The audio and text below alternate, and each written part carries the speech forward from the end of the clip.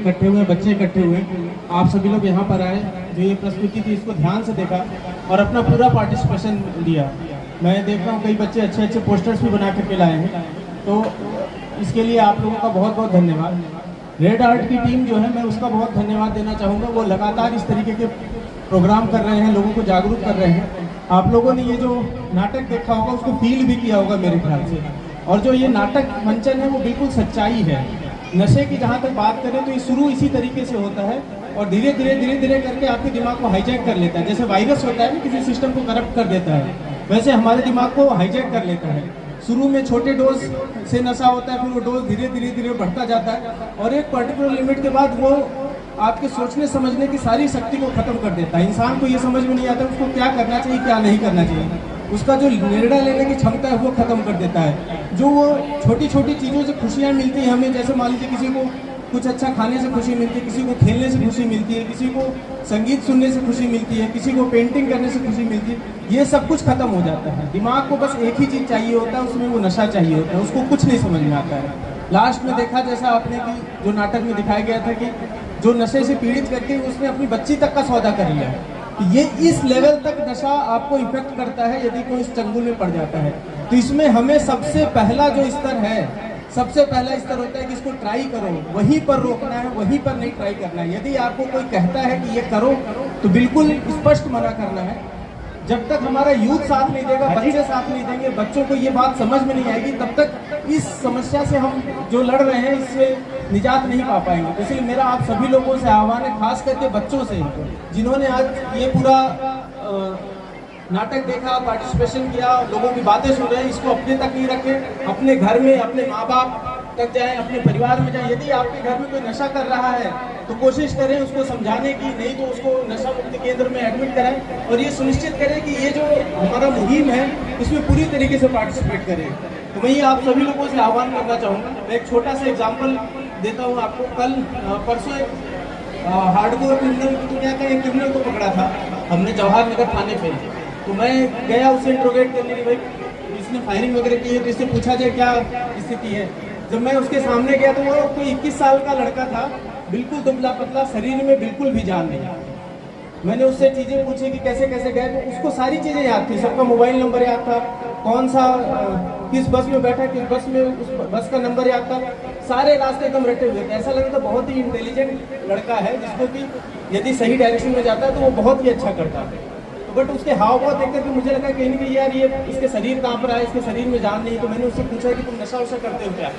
तो उसने कहा हाँ सर मैं नशा करता हूँ, मेरी माँ ने मुझसे मोबाइल सब कुछ छीन लिया है, मुझे अलग कमरे में बंद करके रखते हैं ताकि मैं नशे से दूर रहूँ। तो मैंने फिर उससे और पूछा कि कैसे शुरू किया तुमने? वो 21 साल का लड़का था। 5-6 साल पहले मैं तो अपनी बुआ के यहाँ गया था, बुआ के यहाँ मैंने पहले शराब पी, फिर मेरी बुआ के लड़के ने कहा कि ये जो चिट्टा है इसको ट्राई करो, तो मैंने उसको पहली बार वहाँ पर ट्राई किया और उसके बाद फिर मेरी ऐसी लत लगी कि मैं इसको लगातार मतलब इससे बाहर नहीं आ पा रहा हूँ। और क्योंकि चिट्टा फिर थोड़ा महंगा मिलता तो मैं गोली पे शिफ्ट हो गया, इंजेक्शन लगाता हूँ। इंजेक्शन लगाते लगाते वही स्थिति हो गई कि HIV पॉजिटिव हो गया। आज की डेट में 21 साल का लड़का जो कि दिमाग से बहुत इंटेलिजेंट है, क्रिमिनल बन गया है, जेल में रहेगा, HIV पॉजिटिव हो गया है और उसके शरीर में बिल्कुल जान नहीं है, उसका जीवन खत्म है। उसके परिवार वालों पे क्या गुजरेगी वो आप लोग समझ सकते हो। तो इस चीज़ से हमें बिल्कुल दूर रहना है। मैं इसलिए एक छोटा सा एग्जांपल दे रहा हूँ किस तरीके से आदमी नशे के चंगुल में, क्राइम की दुनिया में चला जाता है, उसका जीवन भी बर्बाद हो जाता है, क्रिमिनल भी बन जाता है और किसी भी लायक नहीं बचता है, तो उसका जीवन खत्म है अगर वो नशे के चंगुल में पड़ गया तो इससे हमें बिल्कुल दूर रहना है। और दूसरी एक बहुत इंपॉर्टेंट बात है, ये जो नशा है, नशा आप लोग पढ़ रहे होंगे, लगातार हम पकड़ भी रहे हैं, ये पाकिस्तान से आता है। तो ये एक तरीके का टेररिज्म है, एक तरीके का ये टेररिज्म जो पाकिस्तान नशे के थ्रू हमारे यूथ को बर्बाद करना चाहता है। वो चाहता है भारत देश का जो बॉर्डर का एरिया वो कमज़ोर हो जाए ताकि फ्यूचर में वो किसी तरीके से लोगों को विन ओवर करके, या कोई अगर युद्ध हो या कोई ऐसी कंडीशन हो तो उसमें हमारा यूथ कमज़ोर रहेगा तो उनको कहीं ना कहीं फ़ायदा मिलेगा। और जब आदमी नशे की गिरफ्त में हो जाता है, आप लोगों को जैसे पहले भी बताया कि उसका सोचने समझने की क्षमता खत्म हो जाती है, तो वो कोई अगर टेररिस्ट बन करके किसी यहाँ की यूथ को यूज करना चाहेगा तो वो नशे में पड़ा हुआ व्यक्ति नशे के लिए कुछ भी कर सकता है, वो अपने देश से गद्दारी भी कर सकता है। तो इस चीज़ को भी ध्यान में रखना है कि ये जो एफर्ट है वो पाकिस्तान की तरफ से चल रहा है कि भारत के जो यूथ है उनको बर्बाद किया जाए। मैं आप लोगों से फिर से आह्वान करता हूँ, इसकी जो ग्रेविटी है उसको समझिए। इससे हमें सब लोगों को मिल के लड़ना है। यदि कोई उसमें पड़ गया है तो उसको छुड़वाना है, और किसी भी सूरत में चाहे आपका कोई भी व्यक्ति है, इसको बिल्कुल भी ट्राई नहीं करना है। 100% आप लोग दूर रहोगे। गंगानगर का जैसा आप लोग जान रहे हो, राजस्थान में गंगानगर इस चीज़ के लिए बहुत ही निगेटिव तरीके से जाना जाता है कि गंगानगर में बहुत ज़्यादा नशा है। कोई व्यक्ति यहाँ जाता है, किसी का परिवार यहाँ आता है रहता है तो उसको बड़ा डर लगा रहता है। यहाँ जो लोग हैं उनको भी डर लगा रहता है कहीं हमारा बच्चा इस चीज़ में न पड़ जाए, क्योंकि पता है इस चीज़ का अंत कहाँ पर है। वो इसकी ग्रेविटी आप लोगों ने जो नाटक देखे वो बिल्कुल रियलिटी है। मैं बार बार इसलिए रिपीट कर रहा हूँ क्योंकि बच्चों को ये चीज़ समझना पड़ेगा। मैं ये उम्मीद करता हूँ कि बच्चे जो यहाँ पर आए हैं वो हमारे ब्रांड एम्बेसडर बनेंगे, जाएंगे, दूसरों को समझाएंगे और इस लड़ाई में हमारा पूरा साथ देंगे। धन्यवाद। जय हिंद, जय भारत। पंचायतों के सम्मानित नागरिकगण और प्यारे बच्चों, मैं यहाँ पे 15-20 दिन पहले ही आई हूँ। तो जब मैं आई थी मुझे थोड़ा बहुत आइडिया था कि यहाँ पे नशे की प्रॉब्लम है, लेकिन इस लेवल की प्रॉब्लम है ये मुझे यहीं पे आके पता चला है। और जैसे जैसे थोड़ा और पता चल रहा है तो ये बहुत गंभीर समस्या है ये नशे की। तो ये जैसे जो अपने यहाँ पे बुजुर्ग लोग हैं, जो गणमान्य नागरिक बैठे हुए हैं, हमें ये सोचने की ज़रूरत है कि हम आने वाले ये प्यारे प्यारे जो बच्चे बैठे हुए हैं इनको हम विरासत में क्या दे रहे हैं। हम बात करते हैं कि शुद्ध पानी देना चाहिए, शुद्ध हवा देना चाहिए, वो सब तो छोड़िए, आप इनको नशा दे रहे हैं विरासत में।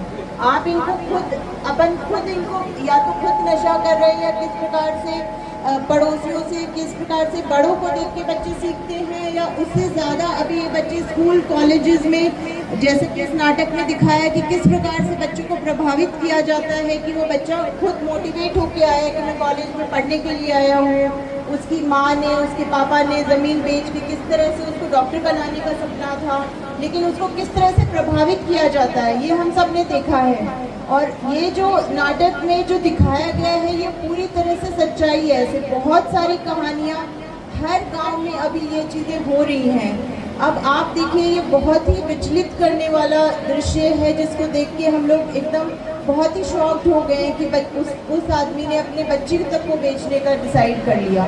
दिमाग एकदम ख़त्म हो जाता है कि परिवार में सब उसकी वजह से परेशान हो रहे, ख़त्म हो रहे, खुद मरने वाला है।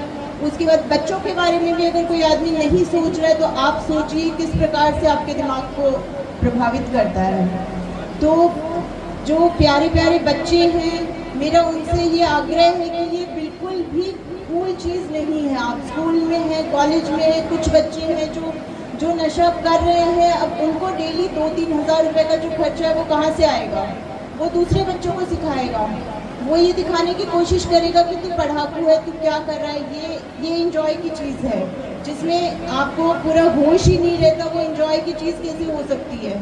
तो आप लोगों को इस तरह से ऐसे लोगों से सावधान रहना है। आज जैसे शहीद भगत सिंह का जन्म दिवस है तो वो हमारे आइडियल होने चाहिए, ना कि इस प्रकार के लोग होने चाहिए जो नशा और इसको प्रमोट करते हैं। उनके गाने हम देखते हैं, उनसे उनकी संस्कृति से अपन प्रभावित नहीं हो कि ये हमारी रोल मॉडल है जिन्होंने देश की आज़ादी के लिए अपनी जान दे दी। तो आप सभी से मैं आग्रह करती हूँ कि अपन इन लोगों को रोल मॉडल माने, या फिर अपन खुद अपने यहाँ पे जो भी नागरिक हैं, जो बच्चे हैं, वो नशे के खिलाफ आवाज़ उठाएं और वो रोल मॉडल बने, ना कि ऐसे लोग जो नशा करते हैं। कोई इंजॉय की चीज़ नहीं है ये। आपने देखा है 20-21 साल के बच्चे जो हैं वो HIV पीड़ित हो जाते हैं या नशा करते करते ही मर जाते हैं। तो क्या ये भगवान ने जो हमें इतनी खूबसूरत ज़िंदगी दी है वो इस तरह से वेस्ट करने के लिए दी है क्या? तो आप सभी लोगों से मेरा ये आग्रह है कि इसको जो बच्चा नहीं कर रहा है उसको शुरू नहीं करना है, चाहे कुछ भी हो जाए। आपके टीचर हैं स्कूल में, आपके प्रिंसिपल हैं, उनसे हेल्प लेनी है, ऐसे बच्चों की शिकायत करनी है। और जो बच्चे कर रहे हैं अगर उन्होंने शुरू किया है तो हम आप लोगों की मदद के लिए हैं। कोई ऐसी चीज़ नहीं है जो छोड़ी नहीं जा सकती। शुरू में इसके कुछ लक्षण आते हैं, विड्रॉल सिम्टम्स आते हैं, लेकिन वो प्रॉपर अगर गाइडेंस में इसको छुड़ाया जाए तो ये संभव है। लेकिन फिर अगर संभव है तो क्यों नहीं छोड़े जा रहा है ये? क्योंकि विल पावर नहीं है, इच्छा शक्ति नहीं है। वो ज़बरदस्ती हम उनको एडमिट करवाते हैं, ज़बरदस्ती मार पिटाई करके घर वाले लेके आते हैं कि हमको नशा छुड़वाना है, लेकिन वो अंदर से खुद उसके अंदर से ये इच्छा शक्ति नहीं है या उसके परिवार में वो इच्छा शक्ति का अभाव है, तो वापस जाके वो शुरू कर देता है। तो इच्छा शक्ति के अभाव की वजह से नहीं छोड़ पा रहे हैं, तो उसके लिए हमें इसको एक स्टिग्मा नहीं बना के, जो लोग नशा कर रहे हैं, आपके बच्चे हैं, आपके परिवार में कोई है, तो आप आगे आइए, उनका ट्रीटमेंट करवाइए, और जो लोग नहीं कर रहे हैं उनको आप अच्छे से एजुकेट करिए, घर पे इसके बारे में बात करिए अपने बच्चों से, बच्चों को अदर एक्टिविटीज़ में, खेलने कूदने में, पढ़ाई में लगाइए। बच्चे को क्या है कि अगर आप पेरेंट्स अगर कम्युनिकेट प्रॉपर्ली नहीं करते तो बच्चे को दूसरे, स्पेशली ये जो 10-12 साल के बाद टीन एज में जो बच्चे होते हैं, उनका भटकने का बहुत संभावना होती है। वो अपने पीयर प्रेशर में आके या किस प्रकार से, या फिर अगर स्कूल में नहीं सीख रहे तो कॉलेज में सीखने की उनकी टेंडेंसी ज़्यादा होती है। तो जो अभिभावक यहाँ पे, उनसे मेरी गुजारिश है कि अपने बच्चों को अच्छी शिक्षा दें और इसके बारे में बात करें, इसके दुष्परिणामों के बारे में बताएं। और जो यहाँ पे जो प्यारे प्यारे बच्चे हैं, आपकी पूरी ज़िंदगी आगे बढ़ी है, कोई अच्छी चीज़ नहीं है ये नशा, जैसे आपने इसमें देखा है और आपने अपने आस पड़ोस में भी हो सकता है देखा है, रोज़ अखबार में आता है। ये बिल्कुल कूल नहीं है। कोई इंजॉयमेंट की और बहुत सारे तरीके होते हैं। अपने परिवार के साथ समय बिताएं, अपने पढ़ाई पे ध्यान दें, बाहर खेल कूद में हिस्सा लें, और बहुत तरीके, और पूरी ज़िंदगी आपके आगे बढ़ी है। उसको नशे में आप व्यर्थ ना करें और नशे के खिलाफ आवाज़ उठाएं, और एक इसको जन आंदोलन के रूप में अपन इसको अगर आगे लेके जाते हैं तो मेरा विश्वास है कि आने वाले 3-4-5 साल में यहाँ की तस्वीर थोड़ी जो हम सबके एफर्ट से हम परिवर्तित कर सकते हैं।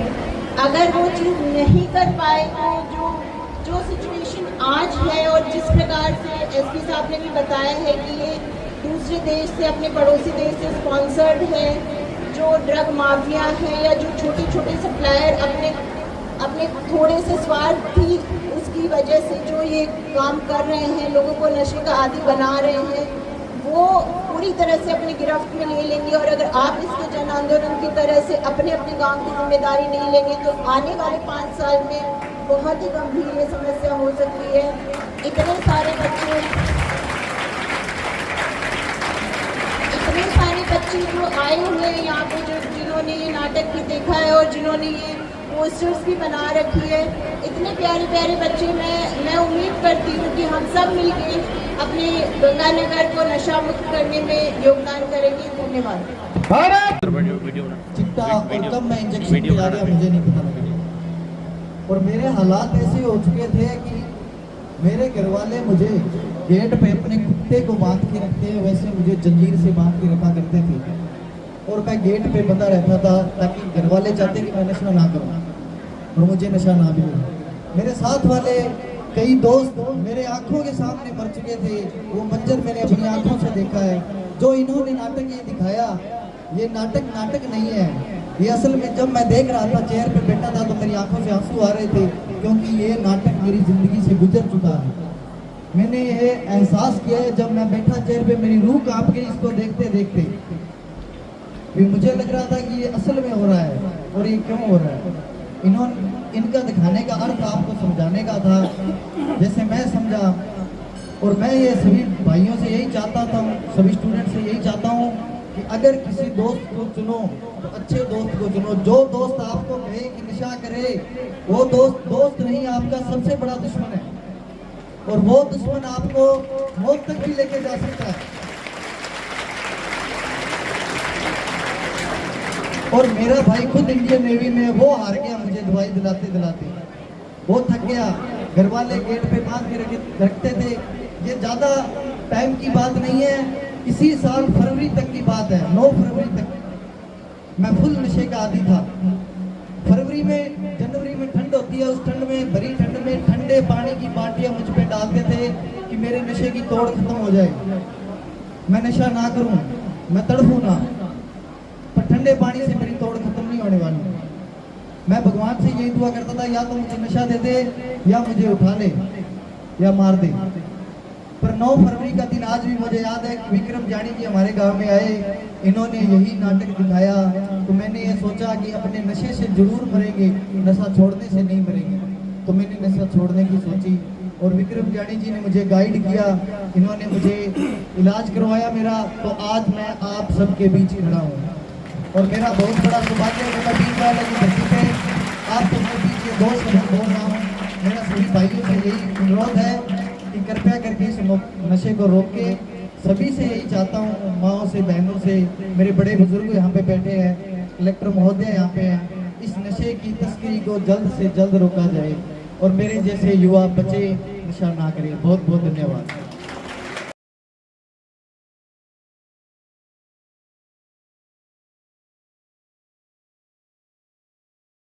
जाने का था जैसे मैं समझा, और मैं ये सभी भाइयों से यही चाहता था, सभी स्टूडेंट से यही चाहता हूँ कि अगर किसी दोस्त को चुनो तो अच्छे दोस्त को चुनो। जो दोस्त आपको कहे कि नशा करे, वो दोस्त नहीं, आपका सबसे बड़ा दुश्मन है और वो दुश्मन आपको मौत तक भी लेके जा सकता है।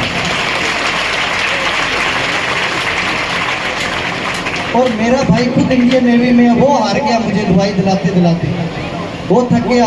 घर वाले गेट पे बांध के रखते थे। ये ज़्यादा टाइम की बात नहीं है, इसी साल फरवरी तक की बात है, 9 फरवरी तक मैं फुल नशे का आदी था। फरवरी में, जनवरी में ठंड होती है, उस ठंड में, भरी ठंड में ठंडे पानी की बाल्टियाँ मुझ पे डालते थे कि मेरे नशे की तोड़ खत्म हो जाए, मैं नशा ना करूँ, मैं तड़पूँ ना। पर ठंडे पानी से मेरी तोड़ खत्म नहीं होने वाली। मैं भगवान से यही दुआ करता था, या तो मुझे नशा दे दे या मुझे उठा ले या मार दे। पर 9 फरवरी का दिन आज भी मुझे याद है कि विक्रम जानी जी हमारे गांव में आए, इन्होंने यही नाटक दिखाया। तो मैंने ये सोचा कि अपने नशे से जरूर मरेंगे, नशा छोड़ने से नहीं मरेंगे। तो मैंने नशा छोड़ने की सोची और विक्रम जानी जी ने मुझे गाइड किया, इन्होंने मुझे इलाज करवाया मेरा। तो आज मैं आप सबके बीच खड़ा हूँ और मेरा बहुत बड़ा सौभाग्य है कि मैं बीच वाले की धरती पे आप सबके पीछे दोस्त बोल रहा हूँ। मेरा सभी भाइयों से यही अनुरोध है कि कृपया करके इस नशे को रोक के, सभी से यही चाहता हूँ, माओ से, बहनों से, मेरे बड़े बुजुर्ग यहाँ पे बैठे हैं, कलेक्टर महोदय यहाँ पे हैं, इस नशे की तस्करी को जल्द से जल्द रोका जाए और मेरे जैसे युवा बच्चे नशा ना करें। बहुत बहुत धन्यवाद।